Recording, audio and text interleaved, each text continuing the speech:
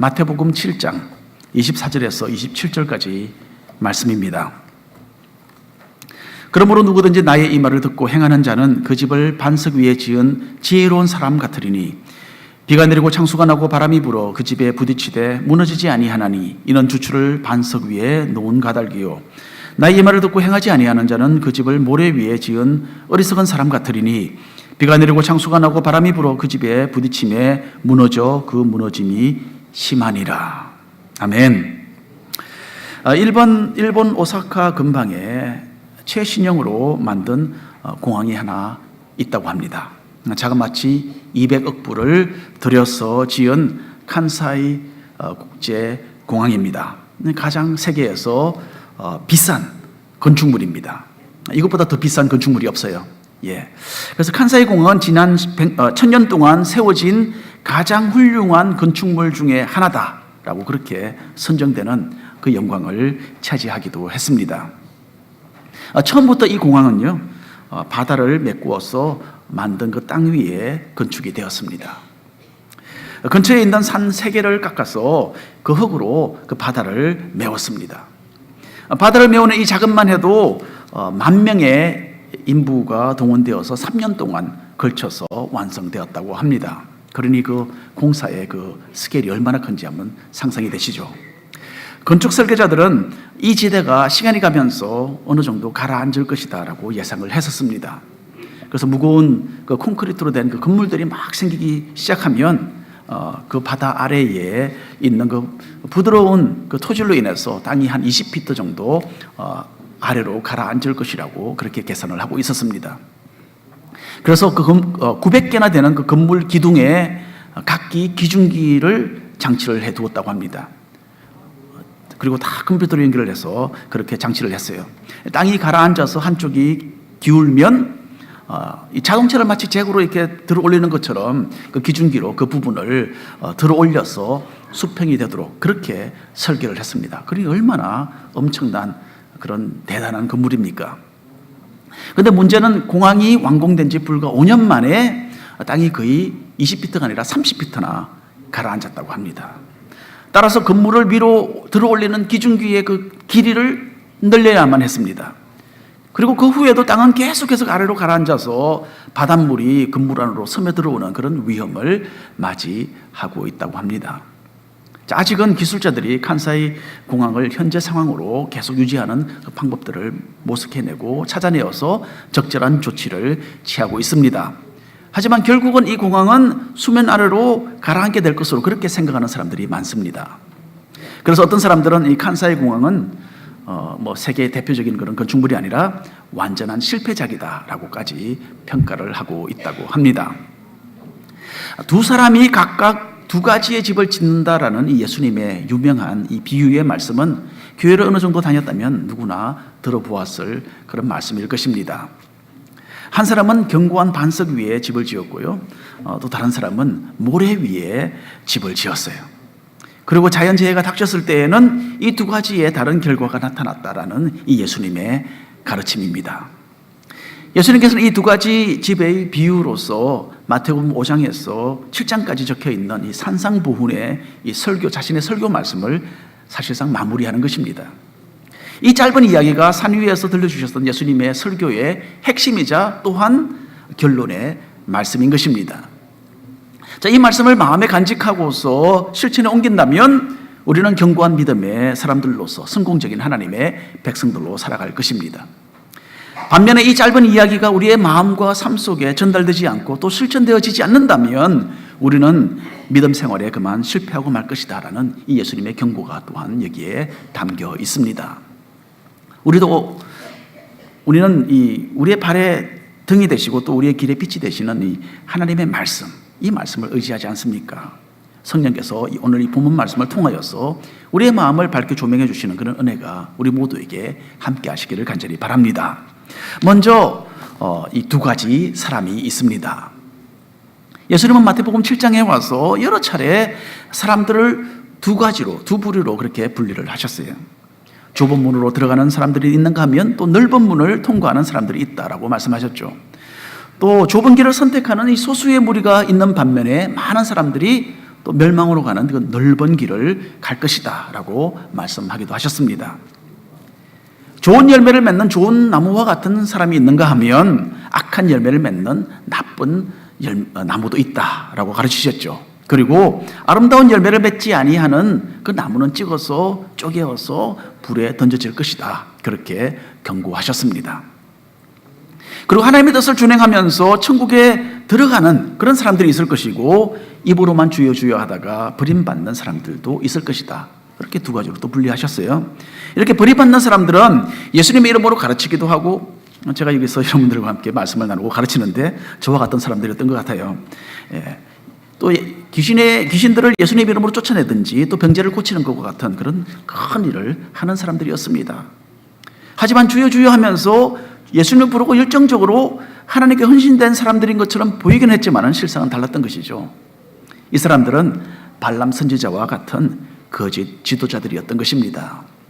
발람은 하나님께서 사용하셨던 선지자였던 것이 분명합니다. 하지만은 자신의 마음속에 일어나는 그 육신의 정욕과 안목의 정욕과 이 세상의 그 자랑을 다스리지 못했던 그런 케이스입니다.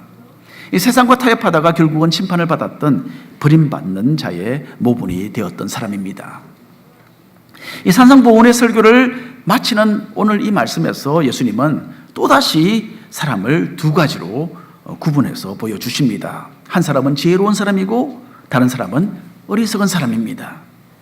마태복음 7장 24절 말씀을 읽어드립니다. 그러므로 누구든지 나의 이 말을 듣고 행하는 자는 그 집을 반석 위에 지은 지혜로운 사람 같으리니. 성경에서 말하는 이 지혜 그리고 어리석음은요, 사람의 그 지적 수준이나 또 IQ와 관계된 것이 전혀 아닙니다. 공부를 많이 해서 지식을 쌓아둔다고 해서 지혜로워지는 것이 아니죠. 또 성경은 교육을 받지 못해서 아는 것이 좀 적다고 해서 어리석은 사람으로 취급하지 않습니다. 성경이 말하는 지혜는 하나님을 믿는 것, 신앙을 기반으로 하는 그런 삶의 올바른 선택을 이야기합니다. 이것이 바로 성경에서 말하는 지혜입니다.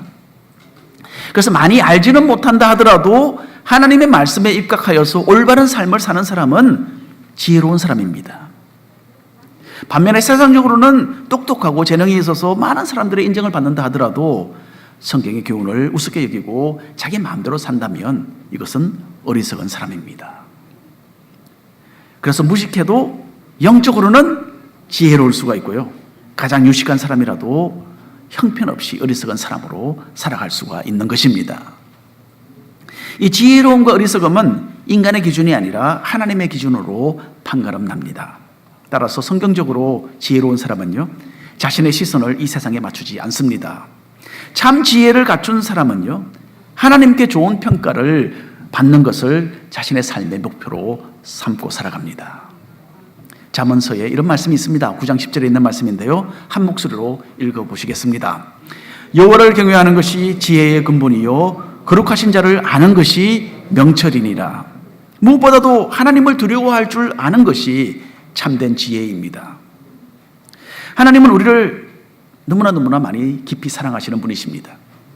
하지만 또한 가장 완전하시고 가장 거룩하셔서 우리의 죄악된 마음을 꿰뚫어 보시는, 심판하시는 재판관이십니다.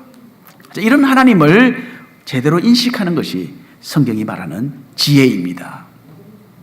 구약 성경 잠언서는 신앙적으로 참 현명하고 지혜롭게 살아가는 사람들에게는 좋은 결과가 따를 것이다 라고 교훈합니다. 하나님으로부터 잘했다라는 칭찬을 듣기 위해서 사는 사람은요, 이렇게 하늘의 영광을 차지하는 것입니다. 반면에 짧은 이 세상에서 육신의 만족을 위해서 세상의 수단을 동원하는 어리석은 사람은 영원한 수치를 거두어 드리게 됩니다. 너무나 간단한 영적인 원리죠. 누구나 다 이해할 수 있습니다. 하지만 정말 중요한 것은요, 지혜로운 사람은 이 원리를 아는 사람이 아니라 이 원리대로 사는 사람이라는 점입니다. 한번 여러분 따라해 보십시오. 아는 것이 아니라 사는 것이다. 바로 그겁니다. 아는 것이 아니라 사는 것입니다. 이런 영적인 원리를 너무나 잘 알았지만은 그대로 살지 않았기 때문에 실패한 사람이 한 사람 있습니다. 여러분들이 잘 아는 솔로몬 왕입니다. 솔로몬은 참된 지혜가 무엇인지를 깨닫고 잠언서의 많은 부분을 기록한 사람이었어요. 하지만 참 아이러니하게도 솔로몬의 인생을 평가해 본다면 결국은 지혜롭게 살지 못했다라는 그런 결론을 내릴 수밖에 없습니다. 솔로몬은 지혜를 구하고 하나님으로부터 지혜를 넘치도록 부여받았던 사람입니다. 하지만 그 마지막이 좋지 않았어요. 이성적인 유혹을 통해서 들어온 그 죄로 인해서 솔로몬은 영적으로 타락하고 말았습니다. 솔로몬은 이방 여인들을 무수하게 많이 아내로 맞이해 드렸어요. 다 합하면 1000명입니다. 그리고 아내들이 이방 신들을 섬기겠다고 하면 그들을 위해서 신당을 많이 지어주었어요. 이스라엘 땅에. 이렇게 해서 이스라엘 나라에 이방의 그 우상 숭배가 들어오도록 길을 열어주었던 사람이 바로 이 솔로몬입니다. 솔로몬은 하나님께로부터 받은 그 지혜로서 사람들을 다스리고 사람들에게 하나님의 그 지혜의 말씀을 전하기도 했습니다. 하지만 참 어리석게도 죄와 타협했고 마음으로는 하나님을 그만 떠나고 말았던 것입니다. 영적인 원리가 무엇인지를 알았지만은 그 원리를 자신의 삶에 적용하지 않았기 때문에 그만 실패자가 되고 말았던 것입니다. 저는 이런 말씀을 항상 제 마음에 새기고자 합니다. 저도 이렇게 될까 봐. 여러분 어떻습니까? 마태복음 10장 28절 말씀을 한번 보시기를 바랍니다. 예수님의 말씀입니다. 몸은 죽여도 영혼은 능히 죽이지 못하는 자들을 두려워하지 말고 오직 몸과 영혼을 능히 지옥에 멸하실 수 있는 이를 두려워하라. 자, 우리의 몸과 영혼을 영원한 지옥에 던질 수 있는 그 하나님을 두려워할 줄 아는 사람이 이 세상에서 가장 지혜로운 사람입니다. 아무리 세상의 모든 학문을 터득하고 모든 그 지식을 머리에 채우고 사는 사람이 있다고 한다 하더라도 하나님을 두려워할 줄 모르는 그런 사람은요, 이 세상에서 가장 어리석고 가장 미련한 사람입니다. 나는 예수님을 믿고 천국에 한 자리에 맡아두었기 때문에 살면서 죄 좀 지어도 걱정 없다. 이렇게 말하는 거 정말 어리석은 생각이죠. 그렇죠? 이렇게 하나님을 두려워할 줄 모르는 사람들은 이 다음에 하나님의 심판대 앞에 설 때에는 하나님의 판결을 받고 아마도 좀 놀라게 될 것 같습니다. 죄악의 길을 걷다가 회개하고서 나 같은 죄인 살리신이라는 참 유명한 찬송을 쓴 사람이 있죠. 바로 존 뉴턴이라는 사람입니다. 이 사람은 자신이 천국에 가게 되면 이 다음에 몇 가지 참 놀라운 사실을 접하게 될 것이다. 그렇게 말을 했습니다. 먼저 천국에서 절대로 만나지 못할 것으로 생각했던 사람이 거기에 있을 것을 보고 자기는 놀라게 될 것 같다라고 말했어요. 다음에는 천국에서 꼭 만나게 될 것 같았는데 그 사람이 거기에 없는 것을 보고 놀라게 되지 않을까 그렇게 생각을 했습니다. 이 사람이. 또 마지막으로는 자기와 같은 죄인이 거기에 들어가 있다라는 그 사실이 참으로 놀라울 것이다 라고 말을 했습니다. 여러분, 하나님이 두려워서 죄를 멀리하시는 그런 지혜로운 사람들 되시기를 바랍니다. 두 번째로는 이 두 가지의 사람이 두 가지의 집을 짓습니다. 예수님 당시에 많은 사람들이 예수님을 따라다니면서 그 가르치는 말씀을 기쁘게 받아들였어요. 그러나 주님의 그 교훈을 잊어버리고 말았고 말씀을 실천하지 못하는 그런 경우가 허다했던 것 같습니다. 그 주님께서는 이런 오류를 피해야 한다라고 여러 차례 주의를 주셨습니다. 그래서 씨 뿌리는 비유와 같은 그런 교훈을 들려주신 것도 바로 이런 이유에서 그렇게 하셨습니다. 우리 모두는요, 듣기는 쉽게 하지만은 말씀이 우리를 변화시키도록 그 주님의 그 교훈을 생활에 적용하지 못하는 그런 연약함들이 다 있습니다. 주님은 우리의 이런 모습에 대해서 너무나 잘 알고 계세요. 그래서 말씀을 듣는 우리가 그 내용을 실천하지 않는다면 아무런 의미가 없다라고 여기에 분명히 밝히고 계십니다. 오늘 예수님의 비유 속에 나오는 이 두 가지 사람, 지혜로운 사람과 어리석은 사람인데요. 이 둘은 서로 두 가지 다른 집을 짓고 있습니다. 겉으로 보기에는 이 두 집은 별로 다르지 않습니다. 다를 바가 없어요. 지붕도 있고 창문도 있고 모양도 아마 비슷했을 것입니다. 요즘 같으면 둘 다 참 보기 좋게 페인트도 잘 칠해져 있었겠죠. 안으로 들여다보면 있을 것도 다 있습니다. 방도 있고 딴쪽이면 침대도 놓여져 있고 소파, 테이블, 의자도 다 있습니다. 어느 누가 봐도 둘 다 참 보기 좋은 집이겠죠. 그런데 이 두 가지 집의 다른 점은 우리 눈에 가려져서 보이지 않는 바로 땅 아래에 있다라는 이야기입니다. 마태복음 7장 24절과 26절 말씀인데요. 우리 한 절씩 나누어서 읽어보겠습니다. 그러므로 누구든지 나의 이 말을 듣고 행하는 자는 그 집을 반석 위에 지은 지혜로운 사람 같으리니.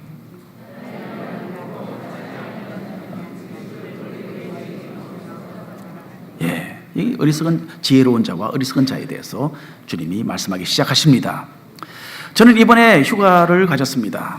휴가 기간의 그 대부분은요, 뉴저지에 있는 처갓집에서 보냈습니다. 뉴저지에서 다리만 하나 건너면 조지 워싱턴 브리지인데 그것만 지나면 바로 뉴욕 맨하탄입니다. 이번에는 여러 차례 차를 운전해서 뉴욕을 지나가는 그런 기회가 있었어요. 이 맨하탄은 전 세계의 문화와 경제의 수도로서 그렇게 널리 알려져 있습니다.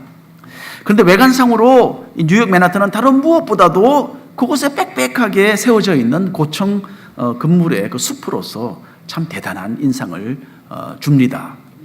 자, 이렇게 많은 고층 건물이 쉽게 세워질 수 있는 중요한 이유가 하나 있다고 합니다.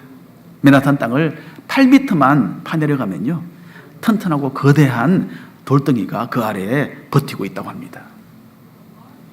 땅속에 있는 이 막중한 돌덩이는요, 맨하탄의 그 많고 많은 고층 빌딩들을 받쳐주는 그런 기반으로서의 그 역할을 완벽하게 해주고 있다고 합니다. 그래서 이 돌덩이 덕분에 뉴욕에는 이 고층 빌딩을 훨씬 더 쉽게 그렇게 지을 수 있다고 합니다.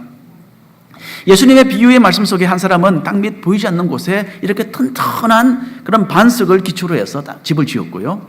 다른 한 사람은 모래 위에 그대로 집을 지었다라고 합니다. 자, 여러분, 어리석은 사람이 집의 기초에 전혀 신경을 쓰지 않고서 곧바로 집 짓는 작업에 들어갔던 것, 거기에는 아마 몇 가지 이유가 분명히 있었을 것으로 생각이 됩니다.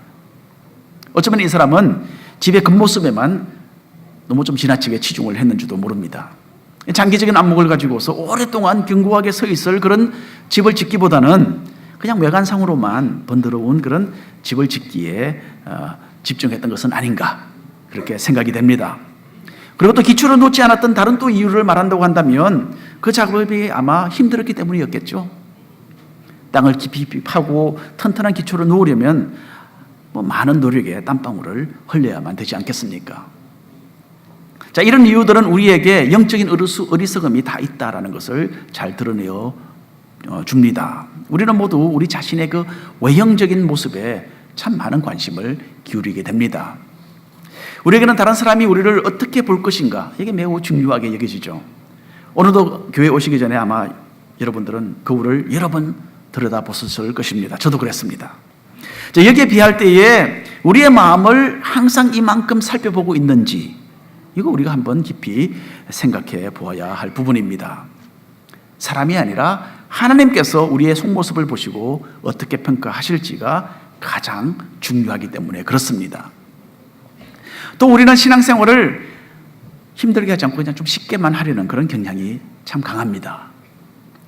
큰 헌신이 요구된다든지 또는 힘들고 수고스러운 일은 좀 피하려고 하는 것이 우리가 아니겠습니까?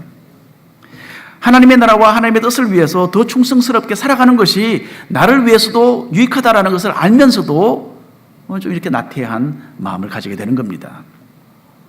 이제 앞으로 다가오는 9월에는 우리 교회 전 교인이 예외가 없이 목장 모임의 일원으로 그렇게 새롭게 편성이 될 것입니다. 앞으로 목원들의 그 적극적인 참여와 헌신으로서 매주 만나는 목장 모임이 신앙생활에 참 아름다운 유익을 많이 가져다 줄 것으로 저는 그렇게 믿습니다.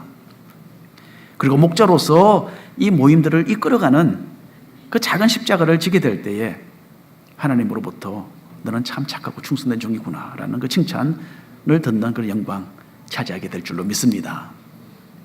자, 오늘 비유의 말씀을 통해서 예수님께서는 이 집을 견고하게 하는 그 기초가 무엇인지를 설명하십니다. 하나님의 말씀에 대한 나의 반응입니다. 이것이 기초입니다. 하나님의 말씀을 듣고 행동에 옮기는 사람은요, 그 집의 기초를 튼튼하게 하는 지혜로운 사람이고, 말씀은 들었지만은 그 말씀을 삶 속에 적용하지 않는 사람은 기초가 없이 모래 위에 그대로 집을 짓는 어리석은 사람입니다. 성경 말씀은 그냥 그저 듣고서 감상하라라고 주신 것이 아니죠. 삶 속에 적용해서 실천하라라고 해서 우리에게 들려주시는 겁니다. 그래서 두 사람이 똑같이 교회에 와서 예배를 드릴 수 있습니다.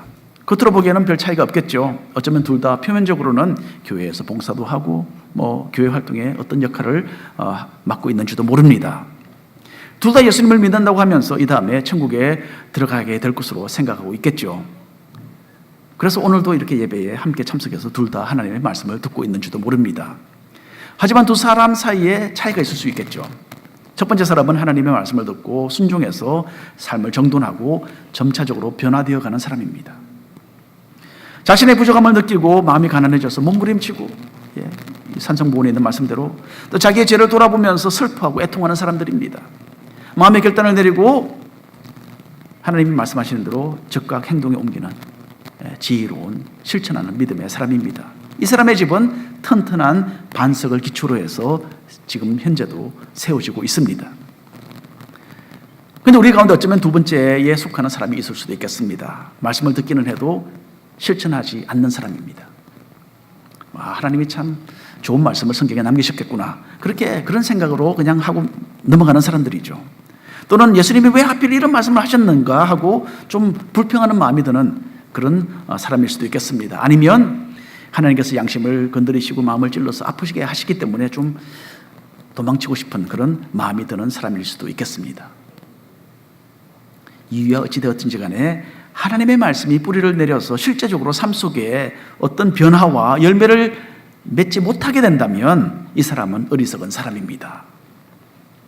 겉으로 보기에는 근사한 집일지라도 모래를 기초로 해서 그 위에 집을 짓고 있는 사람이죠. 여러분, 우리 모두는 영적인 의미에서 집을 짓고 있습니다. 우리가 짓는 집은 우리의 영적인 삶의 질이 어떠한지를 보여주는 겁니다.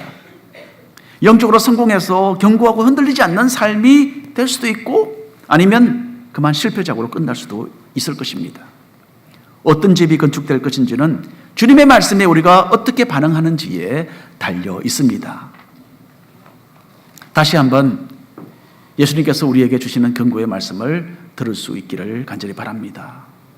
내가 바깥으로 다른 사람들에게 나타내어 보이는 그 겉모습이 결코 중요한 것이 아닙니다. 우리는 그럴싸한 겉모습으로서 사람들에게 감명을 줄 수는 있습니다. 하지만 하나님은 우리의 삶의 기반이 순종으로 다져져 있는지 이것을 깨뜨려 보시는 분이시라는 것을 잠시도 잊지 마시기를 바랍니다.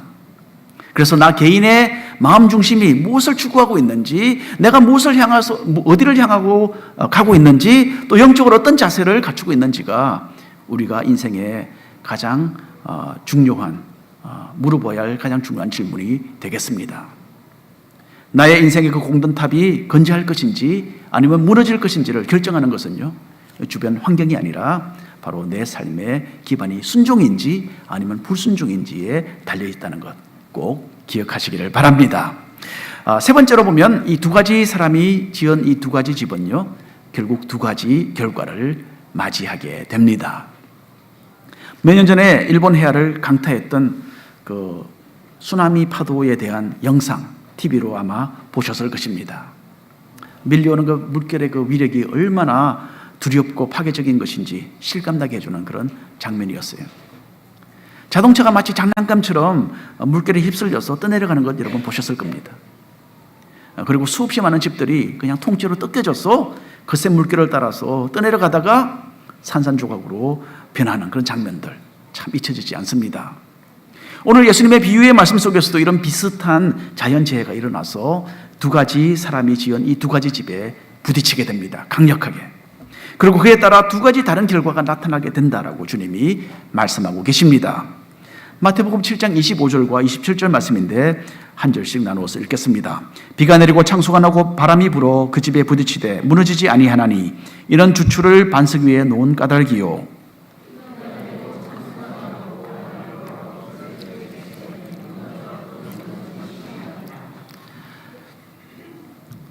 인도에서 히말라야 산 꼭대기에 살았던 적이 있습니다. 산이 참 거칠고 엄청나게 험합니다. 절벽이 많고요.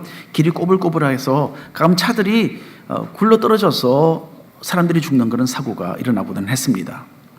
그 산 중턱에서 해발 7,000피트에 있는 저희 집까지 올라가려면요, 1시간을 운전해서 올라가야 합니다. 예, 그만큼 산이 험합니다. 오하우에 있는 이 산들보다는 한 두세 배나 더 높은, 백두산보다도 더 높은 곳에 저희들이 살았습니다. 이런 험한 곳에서 사람들이 집을 짓고 조그마한 그 도시를 형성하고 산다는 것 그 자체가 참 놀랍죠. 그래서 이 무수리라고 하는 이 산동네에 우리가 도착했을 때에 제일 먼저 눈에 띄었던 광경이 하나 있는데, 그것은 절벽 바로 끝에 아슬아슬하게 지어진 집들이었어요. 절벽이 있으면 바로 절벽 끝에 집이 서 있습니다. 이곳에는요, 가파른 경사 때문에 집을 지을 수 있는 그런 평지가 별로 없었습니다. 그래서 사람들은 산등성이에 바짝 붙여서 집을 짓고는 했어요. 어떤 집은 창문을 열면 바로 그 아래가 까마득한 절벽입니다. 예, 그런 집들이 있었어요. 자, 이런 산동네에는 집을 짓는 방법도 특이하더군요. 먼저 큰 돌을 이 산 아래로부터 가지고 올라옵니다. 큰 돌이 있는데 그 돌을 어떻게 하느냐? 그냥 쓰지 않고 돌을 부숩니다. 여러분, 이만큼 큰 돌이 망치로 때리면요, 첫 번째는 안 깨지고, 근데 계속 때리고 또 때리면 약해져서 결국은 조각이 납니다. 예. 그래서 이 돌을 가지고 깨뜨려서 납작하게 만든 주걱으로 그렇게 하늘에 쌓아두죠. 그 후에는 이 조각들을 차곡차곡 무수하게 작은 이 조각들을 모아서 쌓아 올려서 그렇게 절벽에다 기초공사를 합니다. 이렇게 해서 경사진 곳을 평평하게 만들고 그 위에 집도 짓고 또 차가 다니고 또 사람이 다니는 그런 길도 그렇게 만듭니다. 아마도 세상 다른 곳에서는 참 보기 드문 그런 특별한 건축 방법인 것 같습니다. 그런데 이런 기초 작업을 충실하게 하지 않으면 문제가 생깁니다. 예, 이 지역에는요, 7월 중순부터 지금부터 한 2달간 장말철이 됩니다. 예. 여러 날 동안, 때로는 몇 주 동안 비가 끊이지 않고 계속 내립니다. 예. 그래서 이 가파른 산의 그 경사를 타고 빗물이 홍수가 되어서 흘러내립니다. 때로는 집들이 무너져서 언덕 아래로 썰려져 내려갑니다. 찻길도 씻겨져서 절벽 아래로 무너져 내립니다. 길이 끊어져서 몇 주 동안 갇혀서 산에서 내려가지 못한 적도 있어요. 예수님의 비유 속에 등장하는 이 두 가지 집은 동일하게 이런 거센 비바람을 만나게 됩니다. 그리고 이미 우리가 예상했던 그 결과가 현실화됩니다. 반석 위에 지어진 집은요, 거뜬히 이 재난을 이겨나가지만은 모래 위에 세운 집은 건재하지 못합니다. 도리어 아주 심하게 무너져 버립니다. 이 두 가지 결과를 결정짓는 것은요, 순종이라는 이 단어입니다. 순종. 우리는 다 신앙생활을 하면서 믿음으로 인생의 집을 짓는다라고 말합니다. 하지만은 하나님의 말씀에 순종하지 않고 이 양심을 깨우치시려는 그 하나님의 음성에 귀를 막는다면 우리가 짓는 그 공든 집이 무너져 버리는 그런 참 두려운 결과를 맞이하게 될 것입니다. 산상보훈의 그 설교를 통해서 예수님은 여러 가지 참 중요한 부분들을 제자들에게 이미 교훈해 주셨습니다. 우리 각자의 마음을 잘 다스리고 사랑을 실천하고 마음을 깨끗하게 유지해야 한다라고 말씀하셨죠. 그리고 자신보다는 하나님 높이기를 항상 기억하고 하나님을 신뢰하는 가운데서 이 좁은 문과 좁은 길을 선택하는 이 거룩한 삶을 살아가야 한다라고 주님이 가르쳐 주셨습니다. 이제 결론적으로 예수님은 우리 모두에게 한 가지 선택을 하라라고 요구하고 계십니다. 하나님을 두려워할 줄 알아서 주님의 그 가르침에 순종하는 지혜로운 사람이 되든지, 아니면 말씀에 불순종하여서 버림받는 어리석은 사람이 되든지, 여기에 대한 선택이 우리 모두에게 주어졌다라는 말씀입니다. 여러분, 비바람은 우리 모두에게 들이닥칩니다. 불신자나 신앙인이나 차별 없이 우리의 삶의 그 질을 가려내고 또 평가하는 극심한 시간들이 찾아옵니다. 이 세상에서 만나는 갖가지 어려움과 고통과 그런 이 실망과 슬픔, 이런 역할을 하겠죠. 그러나 궁극적으로는 하나님의 심판대 앞에서는 바로 그 순간이 우리의 삶을 평가하는 최종적인 이 비바람이 될 것입니다. 기초공사 참으로 중요합니다. 우리의 인생의 집은요, 튼튼한 기반 위에 세워지지 않으면 비가 오고 홍수가 나고 폭풍이 올 때에 무너져서 절벽 아래로 쓰러져 내려가는 그런 참혹한 결과를 낳게 될 것입니다. 우리가 짓고 있는 인생의 집이 이 비바람보다도 더 견고한 반석을 기초로 하고 있는지 우리가 한번 돌아보아야 하는 것입니다. 인생의 집이 제대로 지어질 것인지 아니면 허물어질 것인지는 주님의 말씀에 대한 우리 각자의 반응에 달려 있습니다. 늘 성경으로 우리에게 들려주시는 그 하나님의 음성에 귀를 기울이시고 그 음성을 순종하는 가운데서 반석 위에 집을 짓는 참으로 성공적인 신앙생활 해나가시는 여러분 되시기를 바랍니다. 기도하겠습니다. 여러분 각자가 한번 마음에 손을 얹고 한번 생각을 해보십시오. 나의 기반, 나의 기초는 든든한가 한번 생각해 보시기를 바랍니다. 나는 순종으로서 참으로 견고한 그런 기초를 놓고서 그 위에 집을 짓고 있는지 생각해 보시고 이 시간 잠시 주님께 기도하는 시간 가지시기를 바랍니다.